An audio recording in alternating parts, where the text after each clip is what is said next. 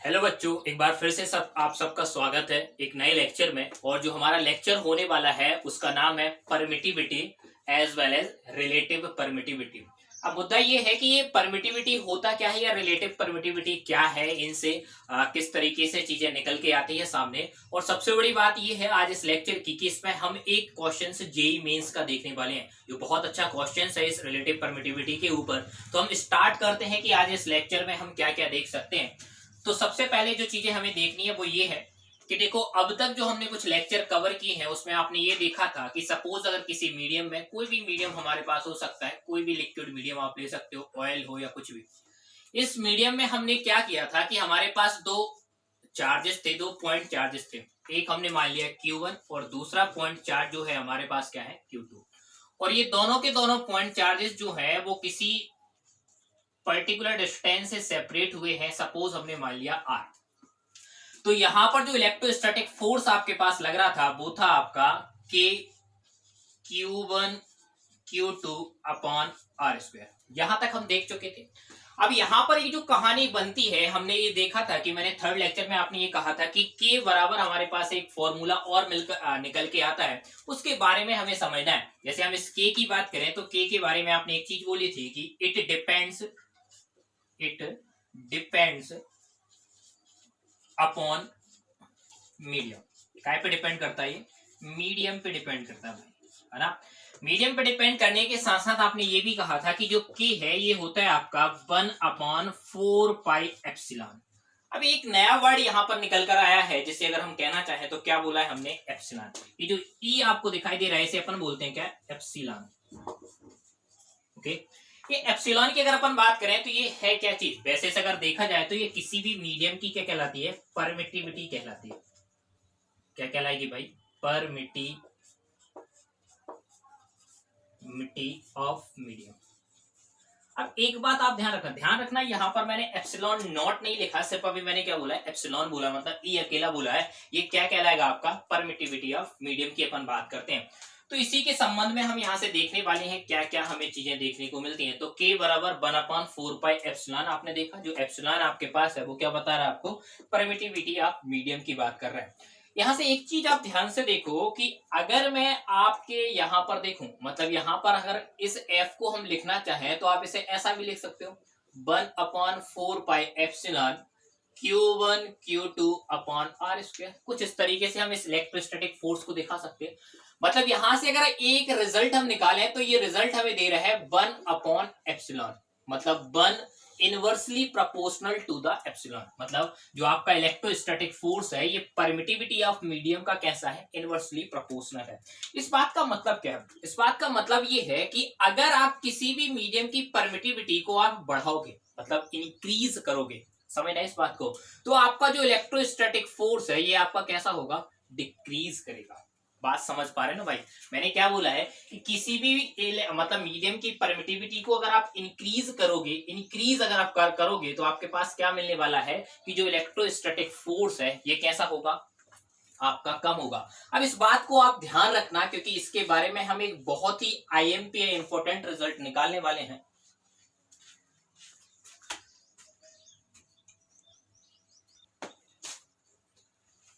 तो आपने क्या देखा है? आपने ये देखा कि किसी भी परमिटिविटी की अपन बात करें, किसी भी मीडियम की परमिटिविटी को अगर आप बढ़ाओगे तो फोर्स क्या होगा आपका?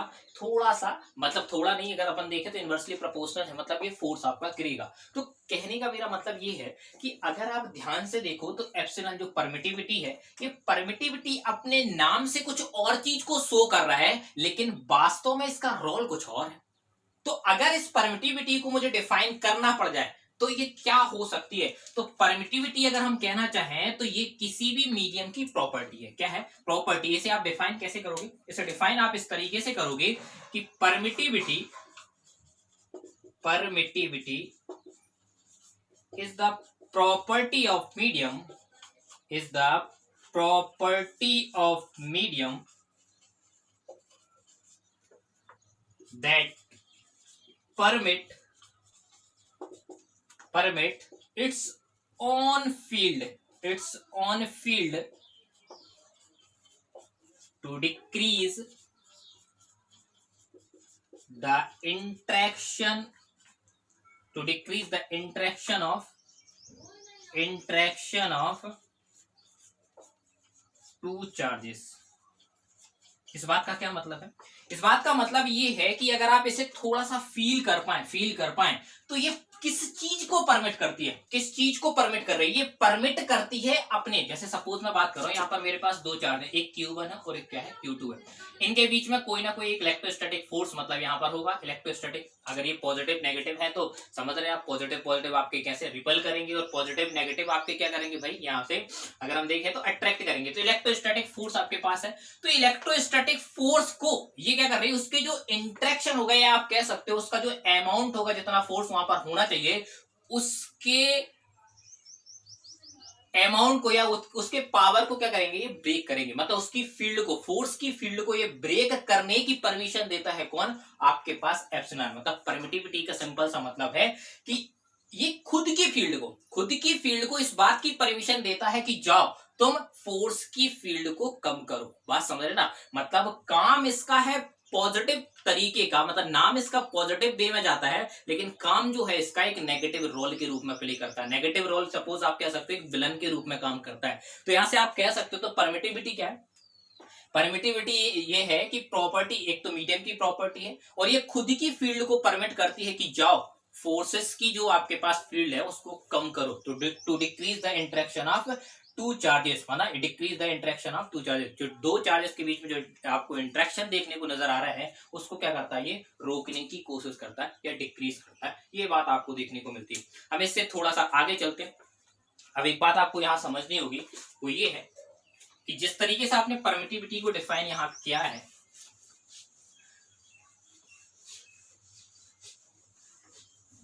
थोड़ा सा और हम देखते हैं। बहुत ज्यादा बड़ा लेक्चर नहीं होगा, लेकिन इसमें एक बहुत अच्छा न्यूमेरिकल बन जाता है, वो बहुत ज्यादा इंपॉर्टेंट होगा हमारे लिए। तो हमने क्या देखा यहाँ पर कि भाई जो एप्सिलॉन जो था वो क्या है, आपके पास परमिटिविटी ऑफ मीडियम है। जो एप्सिलॉन की अपन बात करें तो एप्सिलॉन क्या है आपके पास, परमिटिविटी ऑफ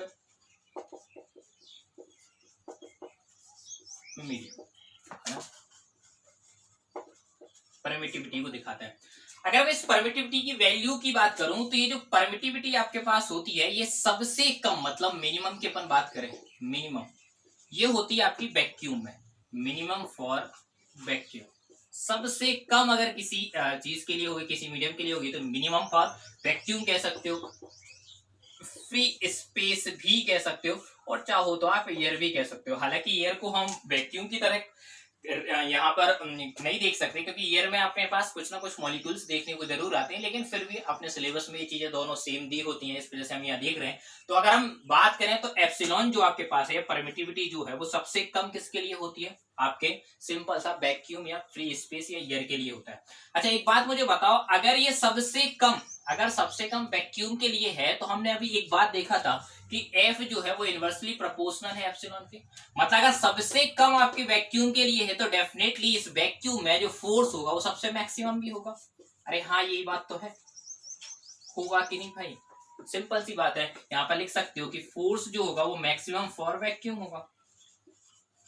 ओके अब क्योंकि यहाँ पर क्या है कि हमने इसे वैक्यूम या हमने एयर या फ्री स्पेस की बात करी है, इसलिए इस एप्सिलॉन को हम एप्सिलॉन ना करके क्या बोलते हैं अपन, एप्सिलॉन नॉट कहते हैं। और ऐसे अगर मैं वैक्यूम के लिए फोर्स की बात करूं तो ये क्या हो जाएगा आपका, एफ नॉट हो जाएगा। तो इस बात को ध्यान रखना कि जो आपका एप्सिलॉन नॉट आपको दिखाई देता है या ई नॉट जो आप देखते हो वो किसके लिए होता है, वो परमिटिविटी ऑफ वैक्यूम होती है। क्या होती है आपकी, परमिटिविटी ऑफ वैक्यूम होती है। अगर हम इस परमिटिविटी ऑफ वैक्यूम की बात करें तो परमिटिविटी ऑफ वैक्यूम की जो वैल्यू है, मतलब एप्सिलॉन नॉट की जो वैल्यू आपके पास होती है, ये कुछ इस तरीके से होती है, 8.85 इंटू 10 की power -12 coulomb square newton metre square. ये आपको ध्यान रखना है, इसे आप चाहें तो याद भी कर सकते हैं। परमिटिविटी इन वैक्यूम की अपन बात करें या फ्री स्पेस की अपन बात करें, एयर की बात करें, तो इसमें कितना होगा, 8.84 के आसपास होता है, 8541 इंटू 10 की power -12 coulomb square newton metre square के आसपास ये होती है। अब एक बात आप समझो, यहाँ पर ऐसे अगर अपन बात करें और भी चीज की परमिटिविटी की बात करें, जैसे सपोज मैं बात करता हूं आपकी परमिटिविटी ऑफ ऑयल की बात करता हूं, क्या की बात करते हैं अपन, परमिटिविटी ऑफ ऑयल की अगर अपन बात करें तो परमिटिविटी ऑफ ऑयल जो है ये आपके पास होगा 1.947 कितनी होती है 1.947 into 10⁻⁻11 coulomb square newton metre square. इसी तरीके से आप देख सकते हो वाटर की परमिटिविटी ऑफ वाटर अगर हम देखें तो परमिटिविटी ऑफ वाटर जो होता है 7.12 into 10⁻⁻10 coulomb square newton metre square. यहाँ से हम देख पा रहे हैं। अब चूंकि आपको ये याद करने की जरूरत नहीं है क्योंकि हम समझते हैं कि चूंकि आप जानते हो भाई हम इंडियंस हैं और हम इंडियंस की एक आदत होती है कि किसी ना किसी चीज में ना जुगाड़ बड़ी देखते हैं, जुगाड़ देखने की आदत सी हमारी हो चुकी है। तो ऐसे ही क्या है कि इतनी सारी चीजों की परमिटिविटी है, इतने सारे मीडियम्स की परमिटिविटी को क्या याद रखा जाए, तो यहाँ से हमने एक जुगाड़ निकाली। एक हमने क्या निकाला, जुगाड़ निकाला, और उस जुगाड़ को हमने नाम दिया रिलेटिव परमिटिविटी। उस रिलेटिव परमिटिविटी का मतलब है कि हम कंपेयर करके आसानी से बहुत सारे मीडियम्स की परमिटिविटी को याद भी रख सकते हैं, यूज भी कर सकते हैं, और उसका उपयोग भी बड़ा होता है, उसके एप्लीकेशंस भी देखने को आपको नजर आएंगे। तो अगर हम देखें यहाँ पर हमारे पास एक नई टर्म या नई जुगाड़ का यहाँ पर इंट्रोडक्शन हुआ है, वो है क्या, तो देखना यहाँ पर सिंपल सा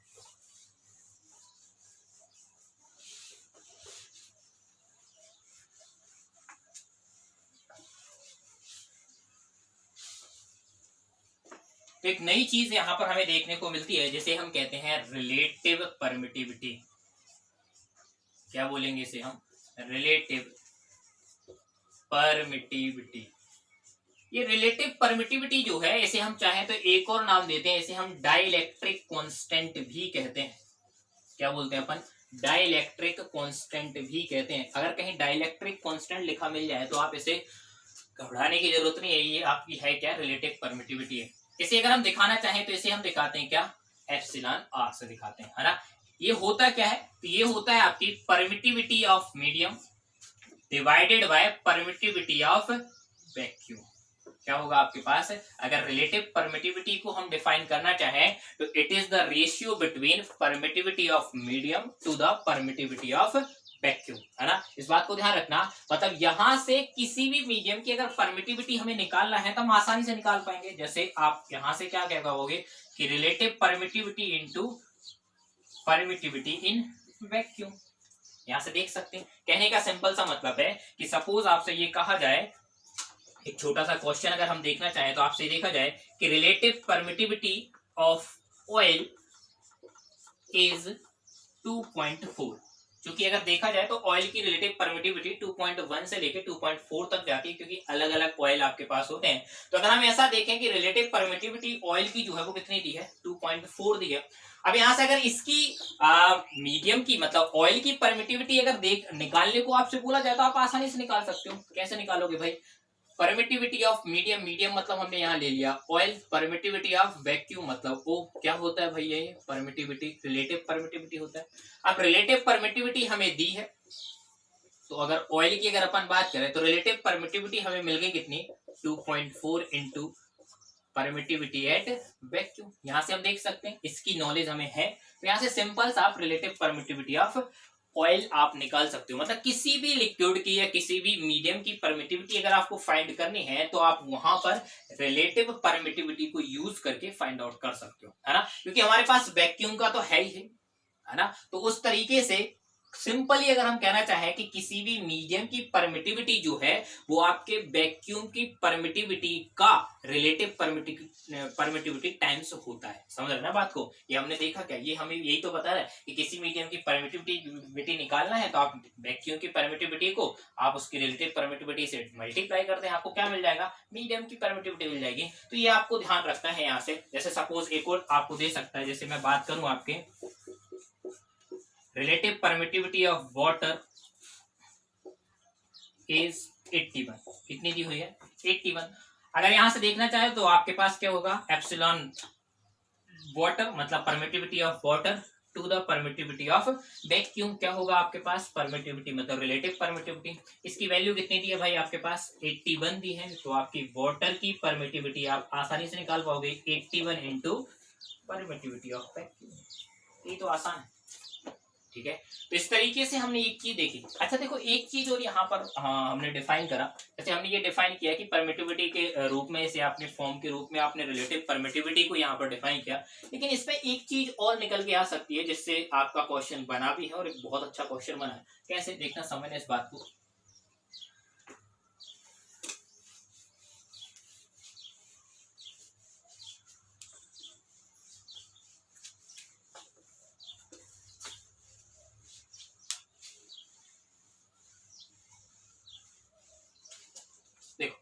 जैसे अभी आपने क्या देखा, अभी आपने ये देखा कि जो आपके पास permittivity of medium to the permittivity of vacuum is known as relative permittivity, यही आपने बताया। अब एक बात ध्यान से रखना है, जैसे मैं आपसे ये कहता हूँ कि मैंने कोई भी 2 पॉइंट चार्जेस जो है वो पहले फ्री या एयर में आपके पास रखे, मतलब पहले हमारे पास काय में है ये वैक्यूम या एयर आप कह सकते हो, एयर में हमारे पास 2 पॉइंट चार्जेस रखे हैं और उनके बीच में जो इलेक्ट्रोस्टैटिक फोर्स हमने F0 मान लिया, ये हमारे पास कुछ इस तरीके से है 1/4 pi epsilon not Q1 Q2 upon R square, ठीक है। लेकिन अब मैंने क्या करा, उन दोनों पॉइंट चार्जेस को किसी मीडियम में रख दिए, किसी लिक्विड में आपके पास रख दिए, लिक्विड आपके पास कोई मीडियम आपके पास बन गया। समझ रहे हैं इस बात को थोड़ा ध्यान से। अगर मैं मीडियम की बात करूं तो इलेक्ट्रोस्टैटिक फोर्स को हमने Fm से दिखाया, ये क्या होगा आपका 1/4 पाई एप्सिलॉन m हो जाएगा, यहाँ पर परमिटिविटी मीडियम की आ जाएगी, क्या होगा Q1 Q2 upon R square. अगर मैं डिवाइडेड 1/2 कर दूं, मतलब यहां से इसे दे दो आप 1, इसे दे दो आप 2, और अगर मैं आपसे कहूं 1/2 तो क्या मिलेगा आपको F0 Fm मिलेगा। अब देखना है यहां से ये हो जाएगा आपका क्या 1/4 pi epsilon not Q1 Q2 upon R square, और ये क्या हो जाएगा आपके पास, ये हो जाएगा 4 pi epsilon m into R square upon होगा Q1 Q2, ऐसे होने वाला है। अब देखो यहाँ से क्या क्या कट सकता है, ये कटा, ये कट गया, R स्क्वायर से R स्क्वायर गया, 4 पाई से 4 पाई गया, मतलब यहाँ पर अगर आप ध्यान से देखो तो आपको मिल गया क्या F0 अपॉन Fm बराबर मिल गया आपको एप्सिलॉन m मतलब Em अपॉन E0, यही मिल गया। अगर आप ध्यान से देखो तो ये आपने अभी थोड़ी देर पहले पढ़ा है, ये ऊपर लिखा है Em अपॉन E0 जो है वो आपके पास क्या देता है F0 अपॉन Fm बराबर Fr, मतलब यहाँ पर आप रिलेटिव परमिटिविटी को एक तरीके से और डिफाइन कर सकते हो in the terms of force. अभी तक आपने देखा था in the terms of permittivity, अपने रिलेटिव परमिटिविटी को दिखाया था, लेकिन अब आपने एक चीज से और दिखा दिया in the term of force, है ना। वैसे इस बात को आप ये चाहे ये चीजें ना देखते हुए भी कर सकते थे, क्यों कर सकते थे, क्योंकि अभी आपने कुछ देर पहले ये देखा था कि जो आपका F था ये आपका इनवर्सली प्रोपोर्शनल था, काहे के भाई, सिंपल सा हमने देखा था परमिटिविटी के। और एक बात आपने और देखी थी कि जो एप्सिलॉन नॉट है ये सबसे मिनिमम होता है, कैसा होता है आपका, सबसे मिनिमम होता है, और अगर हम बात करें F0 तो F0 क्या होता है आपका, मैक्सिमम होता है। मतलब यहां से एक बात तो समझ में आ रही है कि किसी भी मीडियम की परमिटिविटी जो है वो आपके E0 से तो हमेशा कैसी होगी भाई, ज्यादा होगी, क्योंकि सबसे कम तो यही थी ना भाई, सबसे कम आपके पास ये है, तो सबसे ज्यादा किसी भी मीडियम की हम बात करें चाहे माइनर मतलब बहुत छोटे लेवल पे भी हम बात करें, लेकिन मीडियम की permittivity as compare to air, या हम बात करें वैक्यूम की परमिटिविटी से हमेशा क्या मिलेगा आपको, ज्यादा ही मिलेगा। अब इस रिलेशन से आप एक चीज तो कह सकते हो कि यहां पर आपके पास अगर ये कम है तो ये क्या था आपका F0 जो है, ये जो आपके पास F0 था ये कैसा था आपका, ज्यादा था, क्योंकि यहाँ पर ये कम था, तो इसका मतलब ये भी तो हो सकता है कि आपके पास जो Fm है मतलब मीडियम के पास लगने वाला जो फोर्स है ये हमेशा कम होगा आपके पास कैसे, आपके F0 से, क्योंकि ये देखो ध्यान से, ये ध्यान से देख पा रहे हो आप, अगर सबसे कम नॉट वाली है तो F उसका सबसे ज्यादा होगा, लेकिन मीडियम में हमने ये कहा कि मीडियम में आपके पास क्या होगा, ज्यादा होगा, तो जब ज्यादा होगा आपके पास परमिटिविटी तो फोर्स अपने आप कैसा हो जाएगा, कम हो जाएगा। तो ये दो रिलेशन आपको देखने को मिले, और यहाँ से एक चीज और आपने देखने को मिली कि रिलेटिव परमिटिविटी को हम इन टर्म्स ऑफ फोर्स भी डिफाइन कर पाएंगे, क्योंकि इससे क्वेश्चन बना है, क्वेश्चन इससे बना है भाई, इस वजह से थोड़ा सा आपको ध्यान रखना है कि इस तरीके से हम कैसे कर पाएंगे। तो देखो इसी रिलेटिव परमिटिविटी के कॉन्सेप्ट पे या एप्सिलॉन आर या ई आर की अगर अपन बात करें तो ई आर पर हमारे पास कुछ छोटे से न्यूमेरिकल है, जैसे समझना न्यूमेरिकल अगर अपन बन की बात करें, हमारे पास एक न्यूमेरिकल है, न्यूमेरिकल कुछ इस तरीके से है कि हमारे पास 2 पॉइंट चार्जेस हैं, एक Q1 है और एक है आपका Q2, और ये दोनों के दोनों एक दूसरे से r डिस्टेंस पर रखे। अच्छा पहले हमने क्या करा है, इन दोनों को वैक्यूम में रखा, कहाँ रखा भाई, वैक्यूम में रखा। जब आपने वैक्यूम में रखा तो इनके बीच में मिलने वाला जो इलेक्ट्रोस्टैटिक फोर्स है वो हमें मिला F, इसे आप चूंकि क्या बोल सकते हो F0 भी कह सकते हो, क्योंकि वैक्यूम में हम रख रहे हैं। फिर हमने क्या करा, इन्हीं दो पॉइंट चार्जेस को, अच्छा ध्यान रखना ये सब चीजें आइडेंटिकल, दोनों पॉइंट चार्जेस बिल्कुल आइडेंटिकल सेम है और डिस्टेंस भी आपके पास सेम, जैसे कि तैसे आप क्या कर रहे हो, इन्हें दूसरे मीडियम में लेके आ रहे हो, किसी मीडियम में लेके आए, किसी भी लिक्विड में लेके आए, और आपने क्या करा, उतनी ही दूरी पर इन दोनों पॉइंट चार्जेस को फिर से जैसा का तैसा रख दिया, मतलब इनके बीच में डिस्टेंस अभी भी कितनी है, आर है, और तब इनके बीच में आपने जो इलेक्ट्रोस्टैटिक फोर्स आपने देखा वो आपने पाया क्या होगा, आपने पाया कि ये मिला आपको F/4, कितना मिला आपको, F/4 मिला। अब ध्यान रखना F/4, अब मीडियम में हमने रखा तो हम इसे बोल सकते हैं क्या, Fm। तो आपको फाइंड करना है, फाइंड ER, क्या निकालना है, फाइंड ER। तो क्या निकाल सकते हैं, भाई आसान है भाई, अभी आपने देखा था। अगर हम देखें यहां से सिंपल सा, तो एक बात समझना, यहां पर यहां के लिए जो आपके पास F होगा, इसके लिए जो F आपके पास होगा वो होगा आपका 1/4πε0 Q1 Q2 अपॉन R²। ठीक है, यही होगा। इस चीज को हम चाहे तो क्या कह सकते हैं, F0 भी कह सकते हैं। अगर यहाँ की बात करें तो यहाँ पर F होगा आपका 1/4π, मीडियम की बात करें तो मीडियम के लिए EM होगा Q1 Q2 upon R², simple सा। इसे अगर हम चाहें तो FM भी कह सकते हैं। ठीक है, यहां से जब आप क्या करोगे, F0 अपॉन FM मतलब डिवाइड करोगे 1 को 2 से, इसे आप दे दो 1, इसे आप दे दो 2, 1 को 2 से डिवाइड करोगे तो आप पाओगे F0 अपॉन FM, और ये इससे ये कट जाएगा आपके पास, यहां से बचेगा क्या आपका, ये नहीं कटेगा, ये कट जाएगा, ये सब सारी चीजें आपकी कट जाएंगी। कुल मिला के अगर आप देखो तो आपके पास बचेगा EM अपॉन E0, ये बचेगा। और अगर आप इसको देखो तो ये हमारे लिए क्या होता है, ER होता है। अब एक बात समझना यहाँ पर, अगर हमें यहां से मिल गया क्या, F0 अपॉन FM बराबर आपके पास क्या था, ER, है ना। अब यहाँ पर F0 की जो वैल्यू है, अगर आप उसे ध्यान से देखो तो वो कितनी दी है, F0 की वैल्यू दी है हमें F, वो दी है F, और FM की जो वैल्यू दी है वो दी है हमें F/4, दी है F/4 दी है। तो यहां से अगर हम देखें तो आपके पास क्या होगा, F upon F/4 equals to ER, यहां से F से F कटा, ER कितना मिल गया भाई आपके पास, 4 मिल गया।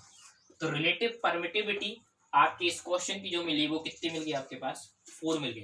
अच्छा एक बात और ध्यान रखना, अगर कंडीशन ऐसी हो तो आप चाहो तो ये सब करने की जरूरत नहीं थी, आपको ये फॉर्मूला याद था, F0 अपॉन FM बराबर क्या था आपके पास, ER था, है ना। लेकिन ये जो कंडीशन आप लगाते हो ना, F0 अपॉन FM बराबर ER, जो है वो कंडीशन तब है जब आपके पास चार्ज से, मतलब जहां पर आपने वैक्यूम में जो सिचुएशन बना के रखी थी पॉइंट चार्जेस के लिए कि दोनों के बीच में सेपरेशन भी R था, अगर सेम का सेम सेपरेशन अगर दूसरे मीडियम में रख रहे हैं तब आप डायरेक्ट ये लगा सकते हो, नहीं तो आप फॉर्मूला वाइज इस तरीके से कर सकते हो। लेकिन अगर वो इस चीज को बदल देता, मतलब सेपरेशन को अगर बदल देता है, ऐसा क्वेश्चन हम अभी करने वाले हैं, तो थोड़ा सा आपके पास अलग तरीके से डील करना पड़ेगा। तो ये आपको ध्यान रखना है, आप डायरेक्ट भी से कर सकते थे।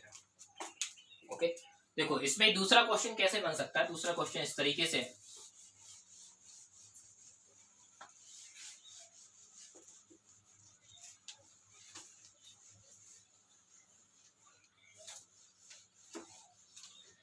इस बार मैंने क्या कहा है कि इस बार मैंने आपसे ये कहा कि वैक्यूम में जब हमने दोनों पॉइंट चार्जेस को रखे जिनके बीच की दूरी कितनी है, R, तब उन पर लगने वाला जो फोर्स है वो आपके पास कितना था, F है ना। लेकिन जैसे ही आप ऐसे किसी मीडियम में रखने आए, दो पॉइंट चार्जेस को जब आप मीडियम में रखने आए तो इनके बीच की जो डिस्टेंस है ना वो थोड़ी सी कम हो गई। मैंने डिस्टेंस को क्या कर दिया, थोड़ा सा कम कर दिया, और ये डिस्टेंस मैंने कर दी आपकी R/2 के आसपास, कितनी कर दी, R/2 के आसपास कर दी। और इनके बीच में अब लगने वाला जो फोर्स है वो कितना है आपके पास, F/4 था।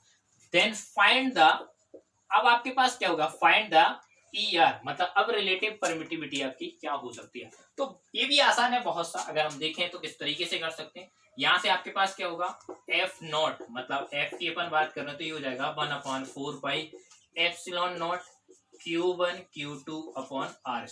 ठीक है, इसीलिए दो आप एक, यहां से अगर देखो तो FM मीडियम की अपन बात कर रहे हैं, यहां पर कितना दिया है आपके पास, F जो दिया है ये आपको F/4 आपको दिया है ना। FM की अपन सिंपल सी बात कर रहे हैं, तो यहां से आपके पास हो जाएगा 1/4πε0, नहीं मीडियम के लिए अपन बात करेंगे तो εm Q1 Q2 अपॉन, अब ध्यान रखना है यहाँ पर R/2 है, क्या है आपके पास, r/2 का स्क्वायर है। मतलब यहां से अगर आप Fm निकालना चाह रहे हो तो यहाँ पर Fm जो आपका निकलेगा वो क्या निकलेगा, 1/4πε0 Q1 Q2 अपॉन r का स्क्वायर बाई 4, ऐसे निकलेगा भाई। ठीक है, सिंपल सा बोल, 1 में 2 का डिवाइड करो, जब आप 1 में 2 का डिवाइड करोगे तो ये मिलेगा आपको F0 अपॉन Fm।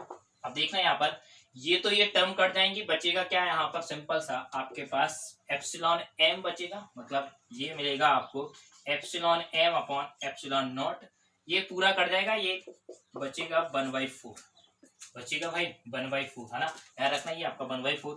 यहाँ से अगर अपन देखें तो F0 की आपके पास वैल्यू है f और Fm की वैल्यू आपके पास दी है f/4, कितने दी है, f/4। यहाँ से अगर अपन देखें तो ये हो जाएगा आपका ER आपके पास होगा, ये ऊपर जाएगा f से f बटा 4, ये वाला 4 भी इस तरफ आएगा तो 4 हो जाएगा, ये ER आएगा, मतलब ER यहाँ से निकल के आएगी कितनी, आपको 16 निकल के आएगी, कितनी आएगी भाई, 16 निकल के आएगी।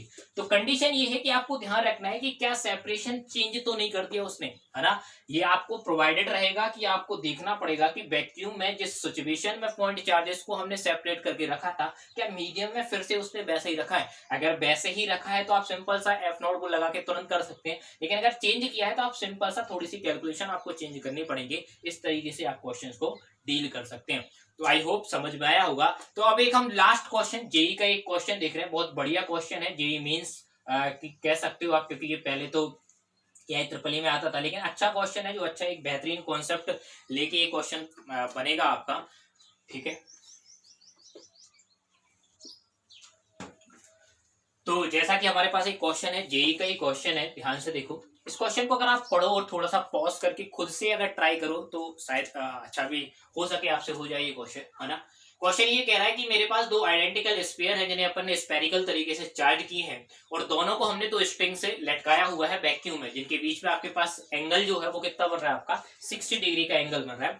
अब उसी मतलब सिस्टम को हमने क्या करा है कि एक लिक्विड में लेके आए हैं जिसकी डेंसिटी है आपके पास 0.5 ग्राम पर सेंटीमीटर क्यूब, है ना। और यहाँ पर आपके पास हुआ क्या है कि आपको रिलेटिव परमिटिविटी निकालना है, जहां पर एक स्फीयर की डेंसिटी भी आपको दी रखी है। आपको फाइंड आउट करना है कि परमिटिविटी, रिलेटिव परमिटिविटी मतलब ER आपको निकाल के देना है या डाइलेक्ट्रिक कांस्टेंट आपको निकाल के देना है। तो देखो इस क्वेश्चन को हम टैकल कैसे करते हैं, इस क्वेश्चन को आप लोग जरूर ट्राई करें, एक बार वीडियो को पॉज करें और खुद से ट्राई करें, क्योंकि खुद से ट्राई करोगे तो आपको कॉन्सेप्ट और बेहतर हो पाएगा, बहुत अच्छे से आप कॉन्सेप्ट को पकड़ पाओगे।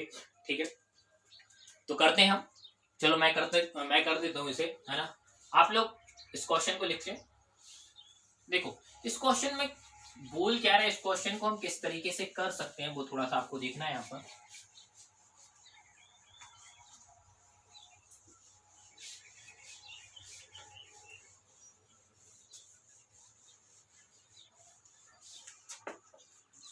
देखो इसके ऑप्शंस में यहाँ लिख दे रहा हूँ, ऑप्शन नंबर ए जो है वो कितना है आपका 1.5, बी जो है वो कितना दिया है आपको 2, सी जो आपको दिया है वो 2.5, डी जो आपको दिया है वो दिया है 3।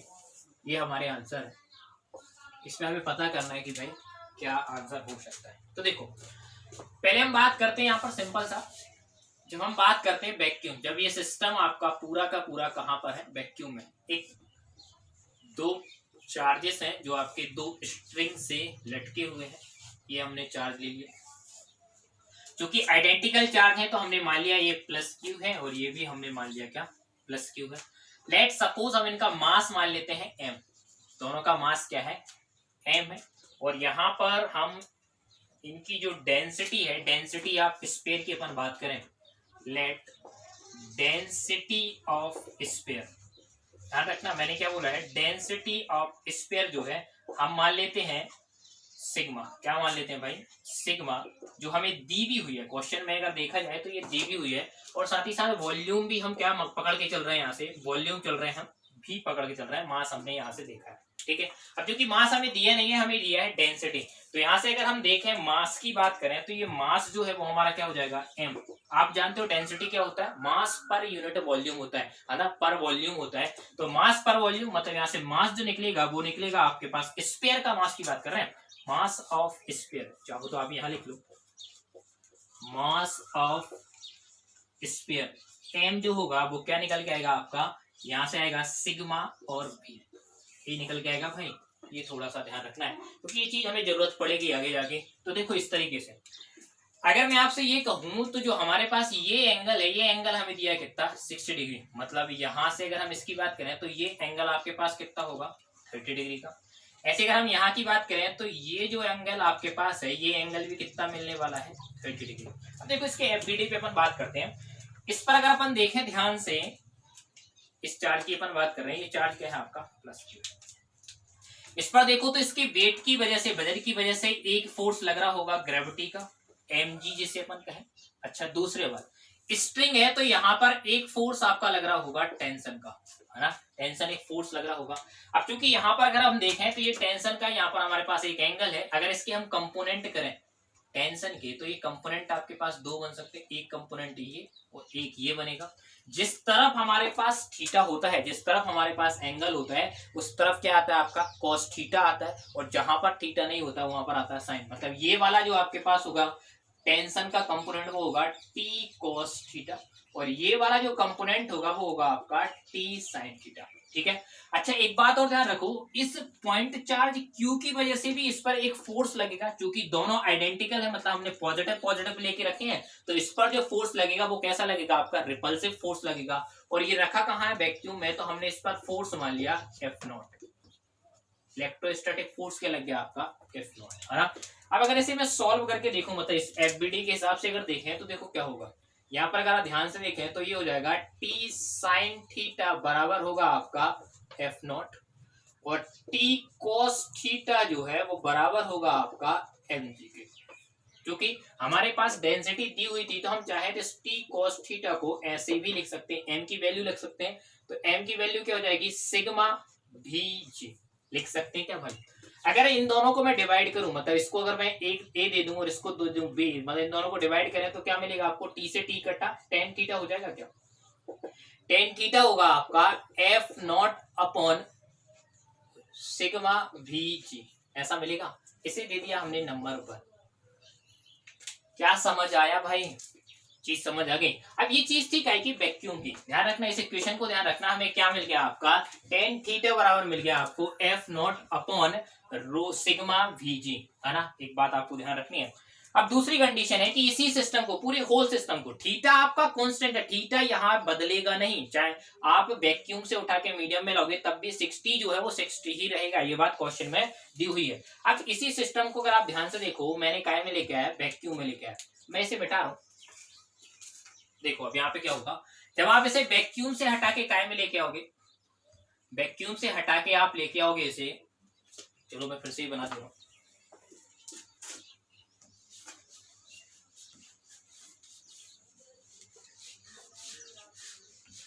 अब इसे आपने क्या करा, वैक्यूम से हटा के अब आपने इसे किसी भी लिक्विड में लेके आए या किसी भी मीडियम में लेके आए, है ना, किसी भी लिक्विड में लेके आए, तो आपके पास वही है, थीटा आपको चेंज नहीं करना है।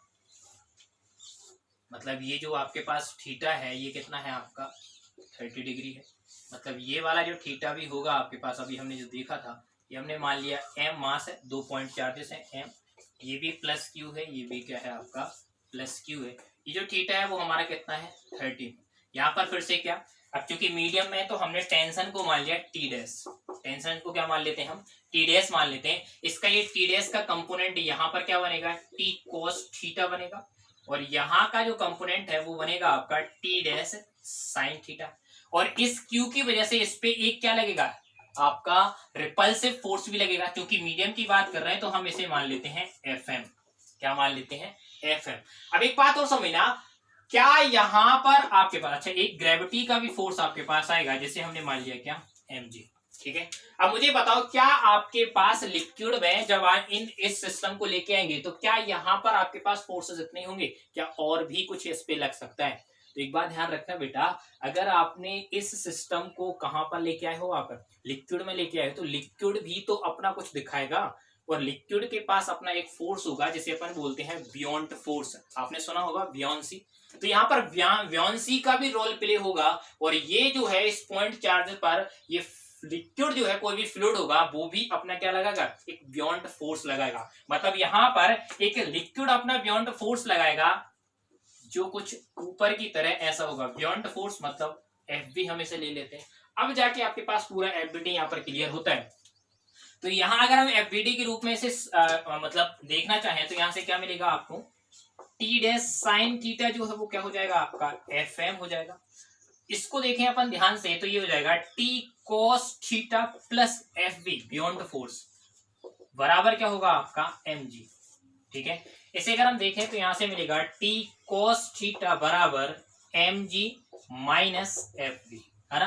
पर बात मुद्दे की ये कि बियॉन्ड फोर्स होता क्या है, तो अगर आप कक्षा 11 में पढ़ा हो आपने तो बियॉन्ड फोर्स होता है भाई साहब डेंसिटी ऑफ लिक्विड, जिस लिक्विड की अपन बात कर रहे हैं, density of liquid into volume of liquid into acceleration due to gravity. मतलब जी तो यहाँ पर हमने वॉल्यूम मतलब डेंसिटी, लिक्विड का डेंसिटी क्या है हमारे पास रो मान लेते हैं। ध्यान रखना जो हमने सिग्मा माना ना, ये सिग्मा ये किसका है, स्फीयर की, तो हमारे पास स्फीयर है उसकी डेंसिटी है। अब हमने लिक्विड की डेंसिटी को क्या मान लिया रो, वॉल्यूम हम मान लेते हैं भी, और ये क्या हो जाएगा आपका रो भी जी, सुना होगा आपने रो भी जी। तो जो आपके पास एम है अगर हम वैल्यूज पुट करें यहाँ पर तो टी कॉस थीटा जो है, ये टी कॉस थीटा क्या मिलेगा हमें, T cos theta M G की वैल्यू क्या हो जाएगी सिग्मा वी जी। ठीक है, और यहां से एफ बी की वैल्यू क्या हो जाएगी, एफ बी की वैल्यू हो गई रो भी जी। अरे हो पाएगा यहाँ से। ठीक है, यहाँ पर इसको इससे डिवाइड करोगे तो ये मिलेगा आपके पास क्या टेन थीटा मिल जाएगा फिर से, और टेन थीटा के बराबर में आपको क्या मिलेगा एफ एम अपॉन ये मिलेगा सिग्मा भी जी माइनस रो भी जी। इसे दे देते हैं हम इक्वेशन 2। अगर इक्वेशन 2 और इक्वेशन फर्स्ट को अगर आप ध्यान से देखो तो दोनों टेन थीटा के बराबर है, हम इन्हें कंपेयर कर सकते हैं। अरे कर सकते हैं क्या भाई कंपेयर, अगर इन दोनों को मैं कंपेयर कर दूं तो क्वेश्चन बहुत आसान हो जाएगा, बहुत हलवा हो जाएगा। ठीक है, देखो करते हैं अपन, इसे मैं मिटा रहा हूं इस एफबीडी को, आप बना सकते हो।